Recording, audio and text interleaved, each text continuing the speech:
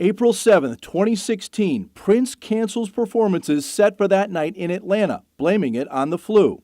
That same day, Prince visits Twin Cities doctor Michael Schulenberg, the first of 2 appointments before his death, according to a search warrant obtained by 5 Eyewitness News. We don't know why Prince was seeing Dr. Schulenberg, but sources say he was being treated for an addiction to painkillers, which he'd taken for years to treat chronic hip pain.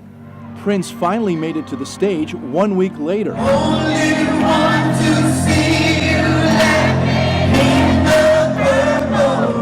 April 14th, the people inside this Atlanta theater don't know it at the time. They'd be the last to see Prince perform.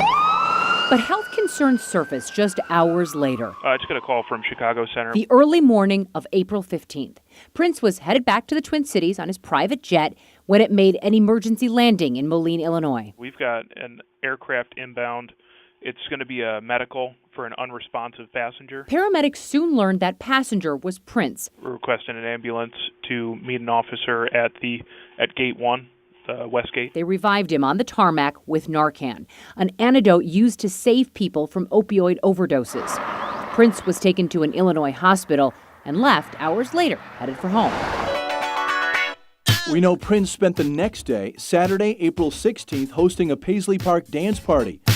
That stretched into the early morning hours of Sunday, April 17th. Some of Prince's final tweets captured the moments of the night. A message at 1:01 a.m. thanked everyone for their time. And time is what Prince was running out of. By Wednesday, April 20th, Prince's health concerns again brought him to a local doctor, Michael Schulenberg. That's the same day sources told 5 Eyewitness News Prince reached out to a California doctor, Henry Kornfeld, an addiction and pain relief expert. He set into motion a plan to deal with what he felt was a life-saving mission. Dr. Kornfeld's attorney said the doctor could not immediately make it to Minnesota, so he sent his son, Andrew, to meet with Prince to explain the rehabilitation process. But that plan never played out. The Carver County Sheriff says one of Prince's staff members dropped him off at Paisley Park around 8 o'clock that night, the last time Prince was seen alive. Second page for Chanhassen rescue needed for a medical at Paisley Park. Andrew Kornfeld called 911 at 9:43 a.m. on Thursday, April 21st, moments after Prince was found alone, unresponsive in an elevator. According to transcripts of the call, Kornfeld told the dispatcher, "The person is dead here. The people are just distraught." Sources told 5 Eyewitness News opioids were found next to Prince's body, that medical responders noticed he was black and blue, that his blood was pooling, which sources said indicates Prince had been dead for at least 4 hours. Sources told 5 Eyewitness News that Prince was found wearing the same clothes he was last seen in as he entered the elevator the night before.